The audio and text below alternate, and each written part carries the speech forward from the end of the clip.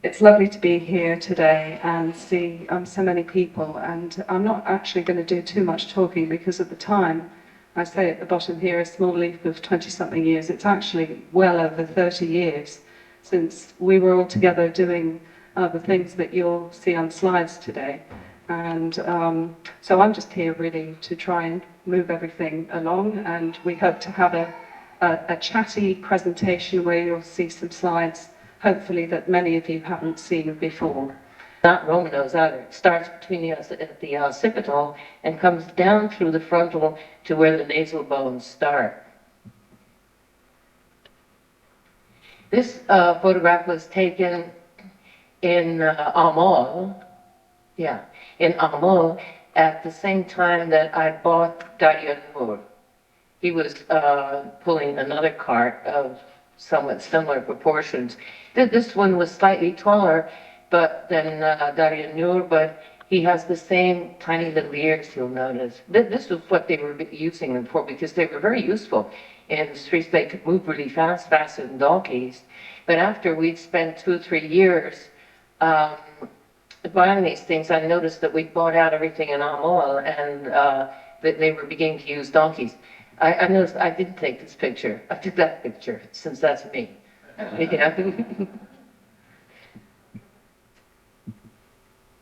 All right, now it's over to... Hey. Yeah. I included some of the following few slides to try and set the scene a little bit of what it was like to live in Iran. And this particular picture was taken on my Brownie camera. And has been enhanced since then with modern technology, and I thought I'd just include a few. This is a picture of a typical tribe moving between grazing grounds, as they do frequently in Iran. And in fact, it's only just today, as we were talking about the presentation as we were coming up today, that Louise described to me that the reason that the women wear so many clothes as they're traveling is because they don't then have to pack them. And as they get dirty, they take the top layer off and you know, exposes the second layer, which sounds a very sensible, practical thing to do.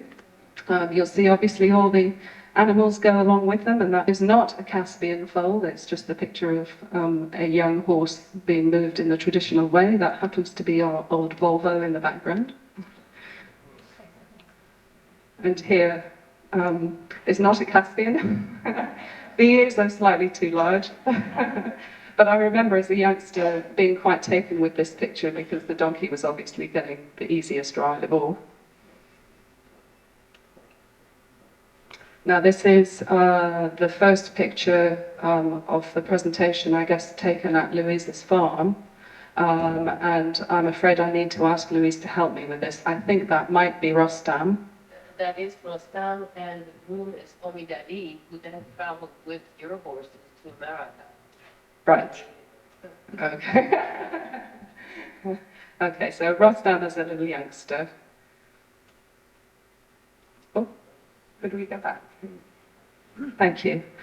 Some of you will have seen this picture previously. The reason that I've put it in here is because this is Mumtaz Mahal, one of the first Iranian mayors and Caspian mayors, and she was one of the mayors that we took in fold to Bermuda with us.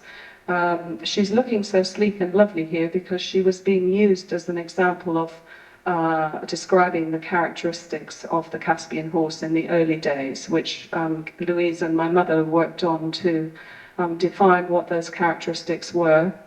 And that is the next page. Some of you, again, will have seen these details before. So that's why Mumtaz was looking so pretty in that picture, because she was being used as an example. And normally we don't clean them with wet Although the breed show tomorrow should be lovely. So I won't dwell on that because I think almost everybody here in the room knows much more about the proper characteristics of the Caspian than I now do. This is also, the following slides are really just some slides of my early memories of some of the bombing around that we used to do in the early days in Iran. There's Louise, I'm sure very recognizable, with Karin, Daria Noor. We always used to call him Dusty. And as you see, you know, he's a lovely type. And my mum will talk more about Dusty later on. This is Rashan, Louise's eldest daughter, and Holly was a Caspian mare. He was the stallion, but we gelded. Oh, gelded, okay. In a, I think, barrel and sack race, so often. This is me jumping on our Arab, who Louise tells me was a Kurdish Arab, probably part Kurdish. This is Holly too, I expect, and Roshan. And it helps you to see that we were all competing in the same classes. The big horses and the little horses were competing together. Example of Holly jumping with Roshan. Everybody having a good time. And now this is on to the all the information about how the move to Bermuda was made and why, because I think everybody will be interested to know why it happened that way. 1966, I'd heard of Caspian ponies from Kay, who wrote from boarding school saying that in her pony magazine there was an article about a Caspian pony, obviously written by Louise, who I didn't know then. So I thought, oh, well, that's nice, I might see one. And really didn't think very much more about it. We got to Iran, my husband worked for Shell Oil, and he had to go off around Iran seeing all the oil establishments. And I was stuck in the hotel, so I watched it. And there was an English newspaper, written in English, Iranian newspaper, but translated into English. And I saw that there were races on Friday. So I went to the front desk and I said, I want to go here. And they said, we'll find you a taxi driver who speaks English. He didn't really, but he did a little bit. Anyway, we got to the races and had a lovely time. And Arab racing and Turkmen racing and all sorts of races. And at the very end, this tiny, tiny little pony appeared with a little jockey on it. And I thought, that's funny. What's it doing there? Couldn't read the program. It was all in Farsi, you know, which is all that barbed wire backwards writing. Couldn't read it. So I looked at the little pony and I thought, well, that's interesting. It's probably a dwarf. And didn't think much more. About 30 seconds later, 5 or 6 other little ponies came out, all dressed up in there, and jockeys in their jockey caps and shirts. And I thought, well, it can't possibly be a freak, not all of them. So and they all went out, they had a lovely race, they thoroughly enjoyed it, yelled and shrieked, and they came back. And meanwhile, I said to the press, I didn't say to the person next to me, I just said out loud, my God, what are they? The man next to me said, they're Caspian ponies, they belong to my sister. That's how I met David, and that's how I met Louise. And so he said, would you like to meet her? So I said, of course I'd like to meet her. So I went and met her, and we went back to the farm, and well, it was absolutely magnificent. Lots of Caspians, other horses too, beautifully laid out. And I fell in love with the Caspians, and every opportunity we got, Kay, Pat, and I would go out there. And there wasn't a horse society in those days. That came later, and was as a direct result, actually, of this importation of Jones Caspians into the United States. And I think just a little aside on that one was that we declared them on the customs as non-registered horses and worth so much. And they went into the United States, no problem. But somebody in the Washington Post said that these were such valuable animals that someday they might be worth $10,000 each. Well, fortunately, I was out of the country when somebody in the United States government picked up on that one, and they actually, they're really efficient. They looked up the customs declaration, so I declared them at $100 each, which is what we paid for them. And so I got a really nice little letter from the United States Department of Agriculture saying that I'd lied. And, and if I went back to the United States, I was liable to a huge fine and a possible prison sentence.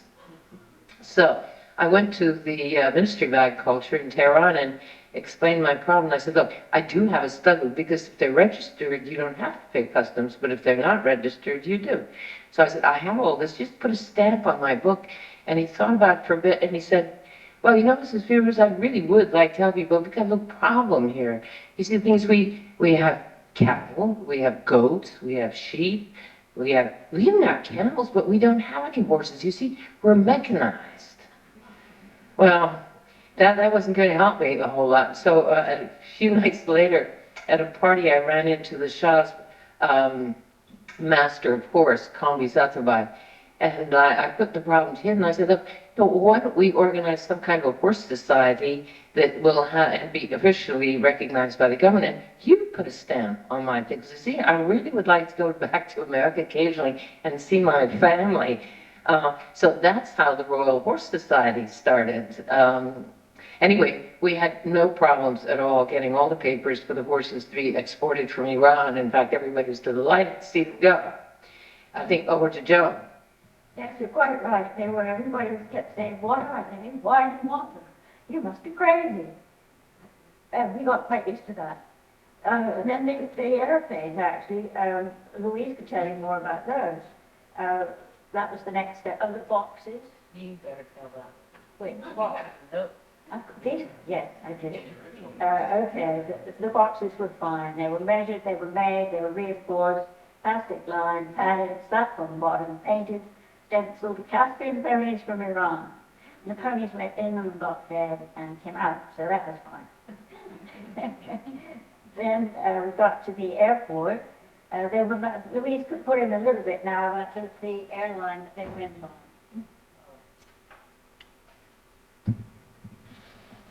Yes, well, we had tried to ship these horses with Pan American, which still existed in those days, all straight through from Tehran to the United States, but they had some problems, they said, shipping horses.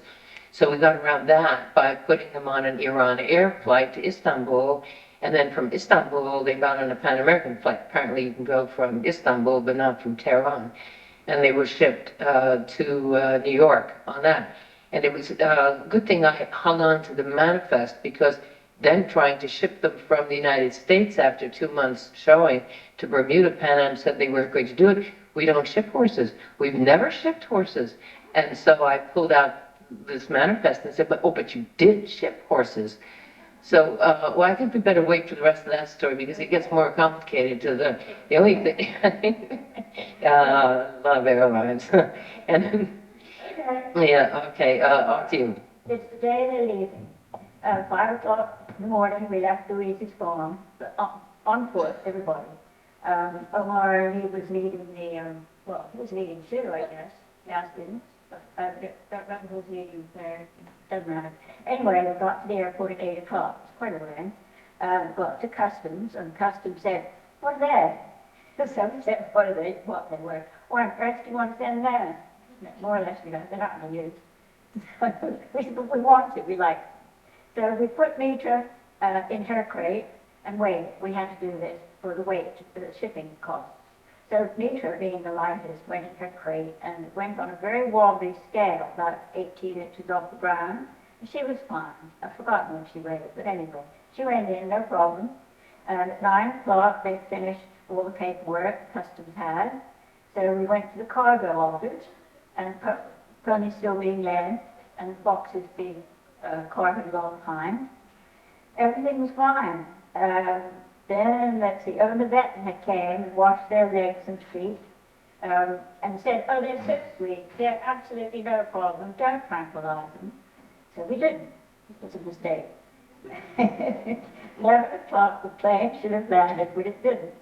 And 11:30, 12, 12:30, 1 o'clock, 1:30, the plane lands. So we take the ponies out onto the apron, and the 3 boxes were trolleyed along behind. Ponies were fine, they were quite interested, they were not upset.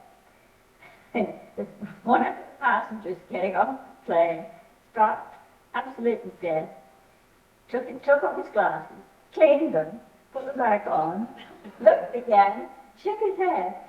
That's why I thought. But by that time, we were in fits of laughter. So we loaded Mom's out in her crate, there was no problem. And Mitra, unfortunately, a large van, turned out that it was one of these cold vans full of caviar, had parked right next to Mitra, and she didn't like cold. So she kept saying, really don't want to be here. But we got her in her crate, that was all right. And Dusty went in, that was no trouble. Suitcases were put on board, and caviar was put on board. Meanwhile, of course, the passengers looking out the window, seeing what was going on, and not understanding that how the ponies would get into the suitcase holes. However, they did. Montaz at this point was a little bit, I suppose, bored. She tried to fall out of her crate, so we told her not to, and she stopped. But then Mitra, I think she must have probably given the bug to Mitra, because Mitra started jumping up and down in her crate. And she was doing it so well, the whole crate was kind of up and down. The vet, meanwhile, said, those ponies aren't going anywhere unless they're tranquilized, which made a lot of sense. So Louise then went tearing off to the vet college and borrowed the necessary equipment and came back and tranquilized all three of them. And while this was going on, the crew, the ground crew, all crowding round these porter buggy, saying, what are they? Aren't they cute? Where are they going? Why are you taking them? And then they all said, you must be bad. Anyway, 2 o'clock, everything was ready. Mitra's box went on first, up the conveyor belt, and we had to close the duct, which she did. And then they went up in the front luggage compartment. It was a 707. So they were really quite happy once they got in. We felt I felt a little bit guilty of what we were doing to them.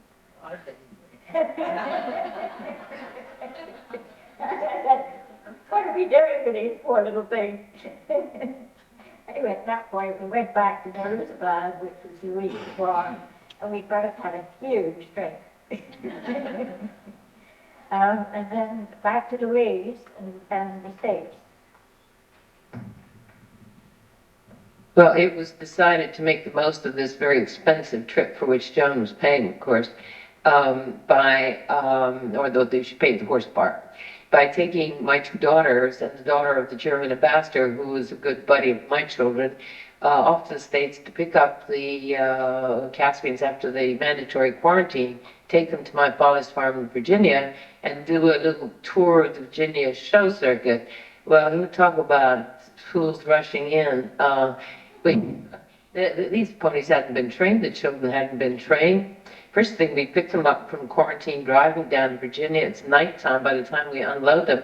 And the first thing they saw when they got out of this truck was fireflies all over the place. And I mean, just all these sparks. They freaked out and took off. It took us the rest of the night to find them and put them into a barn.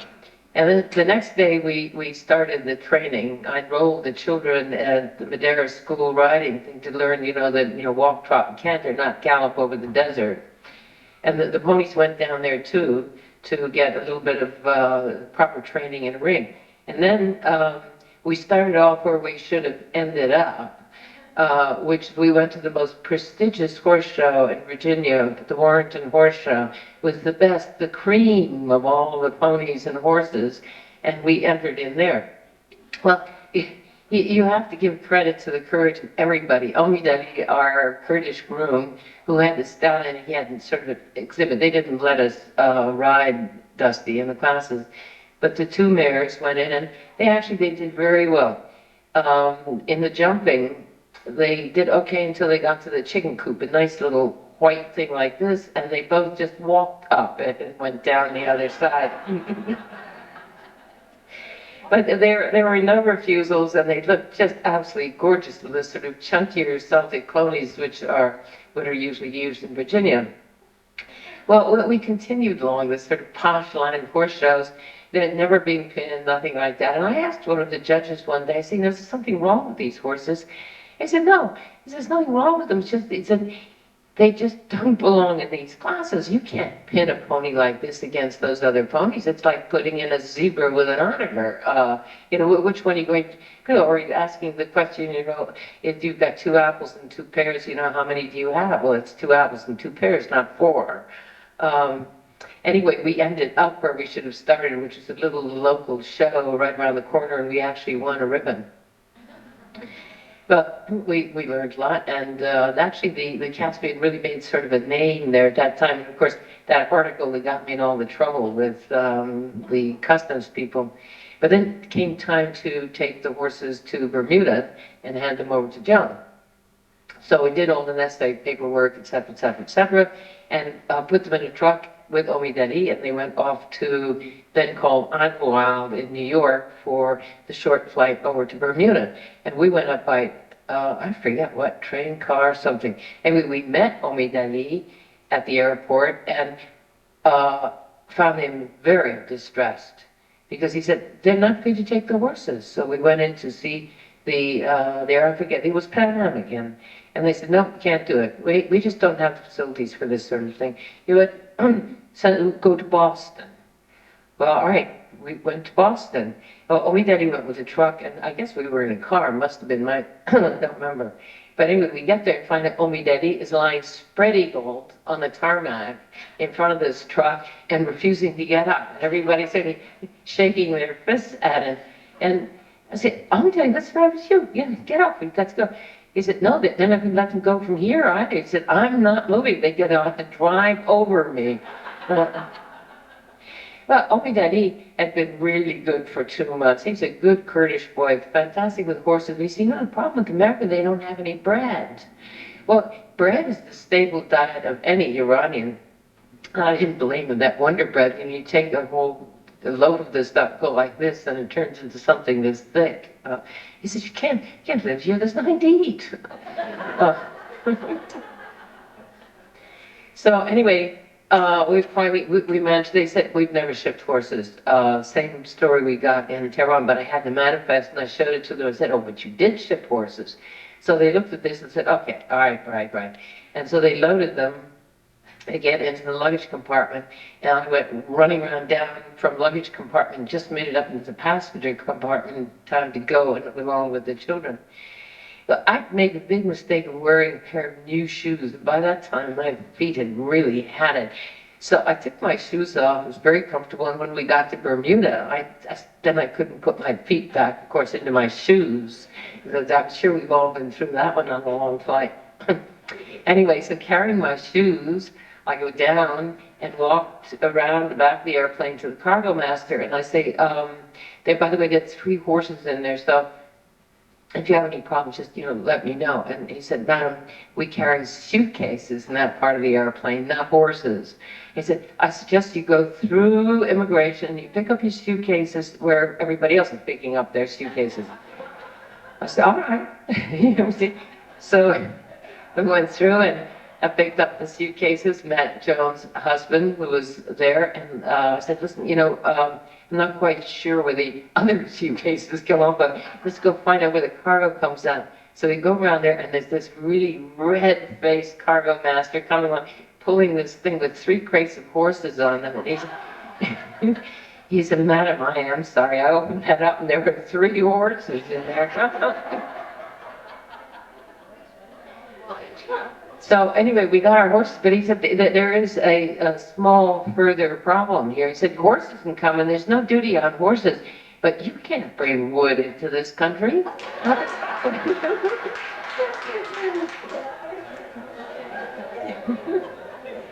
So we burned the crates.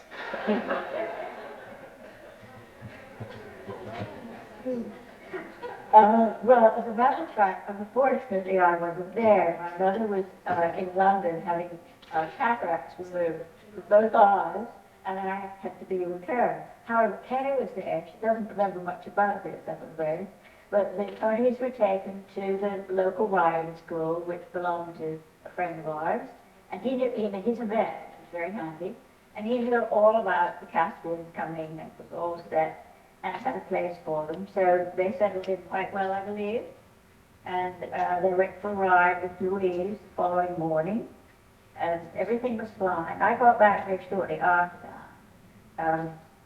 But that was about the end of the week. I think we went on. That wasn't one of the weeks. Okay. Lovely. Well, that's all to the end of my notes. I'm glad I did. I just found them a couple of weeks ago. I thought, we must have been crazy. We really must. Okay. Now what's going? Oh, there's all the first foal born in Bermuda, born out of Iran. Well, maybe not out of Iran, but certainly in the Western Hemisphere, I guess. What? First one born out of Iran. Born out of Iran. That's Russia. She was a naughty little Okay, there she is with Longtars. Longtars was not a very good mother. She couldn't understand where this ball had come from. Very upset, and she touched me. So we had to separate the ball, milk Longtars, and put it in the bottle, baby bottle, feed the ball. This only went on for about a day, because it was quite scary while it went on. And of course, Longtars didn't want anybody to touch her. So, but she got over it. And there they are out in one of the paddocks. Yes, you see, naughty little girl. Okay? She's a couple of days old there. Maybe a bit more. There she is. Really fast. There she is again. That was the one that got in the paper. I hadn't told anybody about this, but one of the men who came and sort of worked in exchange for a ride was an announcer on the radio. We only had one station then. And he was saying, guess what I've seen today? I've just seen the first Caspian pony born ever out of Iran. And of all Bermuda, which is not very big, flocked to the riding stable because the cars everywhere couldn't park, stop the traffic. So I said, please everybody, go home and come back next week. So they all wanted to see this phenomenon.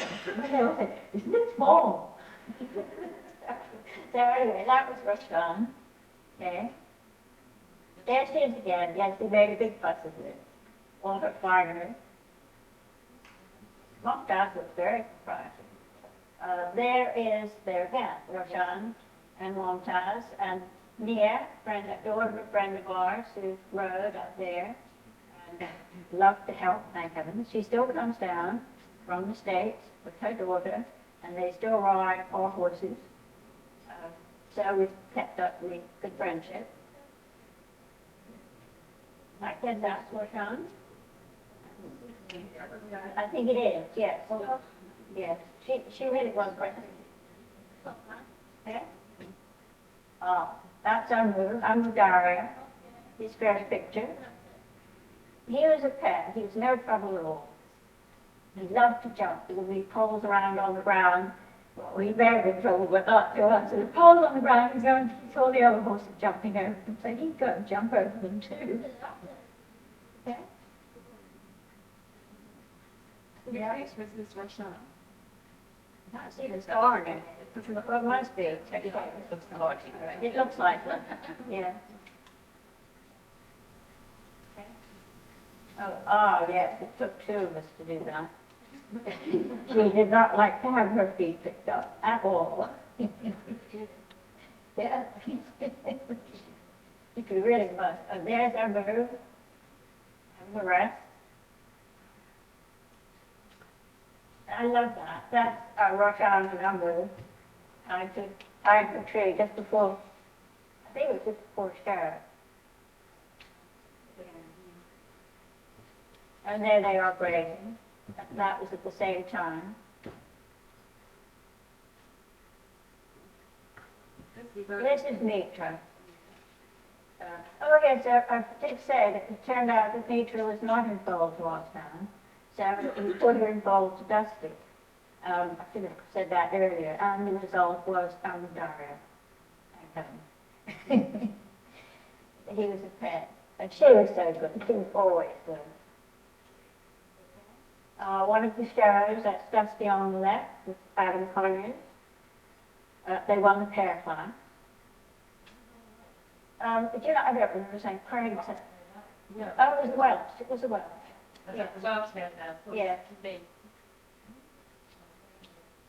there were a friend of ours was red and white, brought in about 20 little Welsh ponies at one point, and nobody could tell one from t'other. They didn't have any papers, and he just sort of handed them out to everybody on the tube. And it's one of those. Yes, that's the Adam. I don't know what sheriff. Dusty won a lot of prizes in the showing competitions, but I don't think he did win. He got a ribbon that day, but he also won the best pony in show several times with the next rider down, because Adam was much too big, as you can see. He didn't weigh much, he was too big. Pippa Benbow rode Dusty, won best pony in show. And all the judges, the American judges that came down, because we do have two quite big shows a year, the word had obviously gone around. Where's the Caspian pony? But I wasn't allowed to say which it was, but they pinned him anyway. There's Mitra with Adam's twin Barbie, also in a riding pony class. Okay.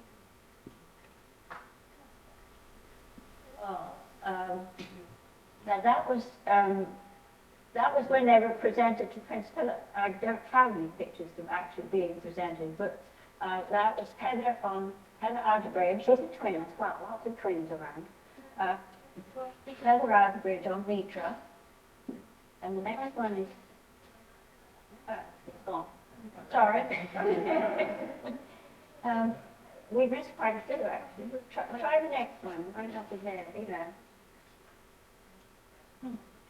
Yeah, okay, that was on doing it. The pictures were just of more of horse shows with ponies. And then this is on to England. This is 1972, when they, the first two went on to Viz. There they are in their little boxes, getting ready for the plane. I was Patty Kessler and Beth. And what is that me? Is that me? That's where down and I moved. That's what I was. Okay, the last one. There they are. They've gone in. And off they went to Liz. And that is, Mary Neagle, friend of Anne Powell's, a friend of ours in Bermuda. She had them. Actually, they didn't go to Liz, they went to Mary. And there they are, arrived. And that picture, I believe, was in Field magazine, and that's how you saw them. No. Sorry, this is fancy. And that's how Liz found out about them, I think.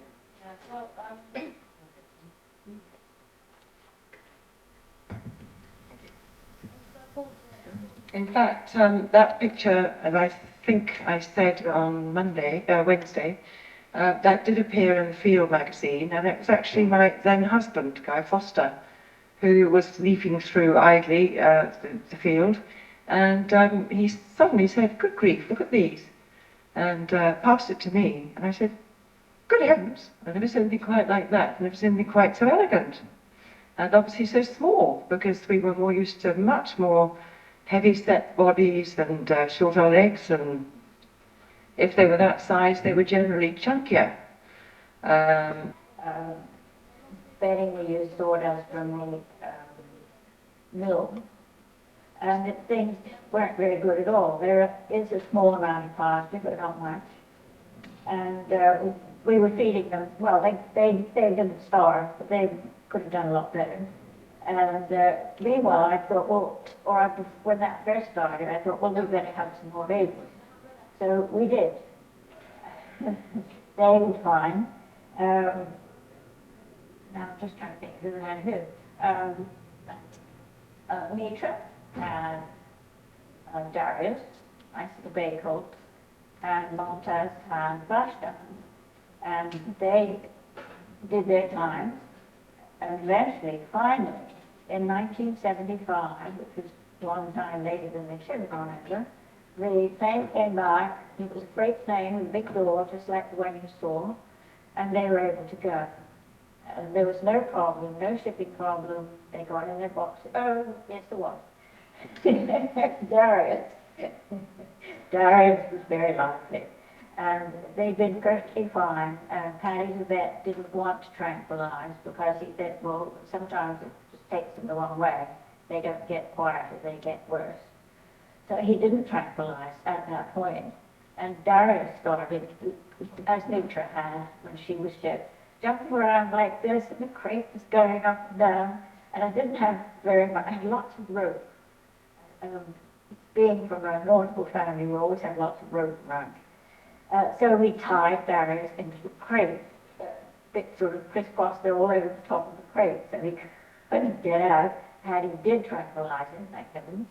And they went, no problem from our end, apart from Darius being a little bouncy. And that's the end of our story, unfortunately. But I think Liz had a great time. Well, that we were. Now, that was on one of the two ways. Right. Yeah, they had to come to us, but there were delays.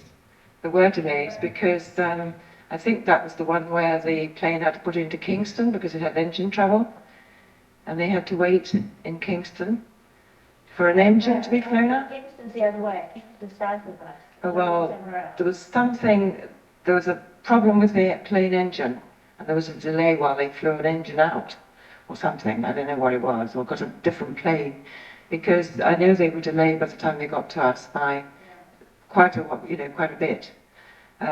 Because they all were, or every flight was delayed, every flight. But they arrived in very good form, despite all this. And in fact, in my talk on Wednesday, I showed a picture of Vashta, Mitra, and Momtaz. That was when we just unloaded them out of the crates back at Hopston. And I think people could say that they looked in fine shape, there was not a problem. Dusty and Darius were fine too, I just didn't have a picture of them to show.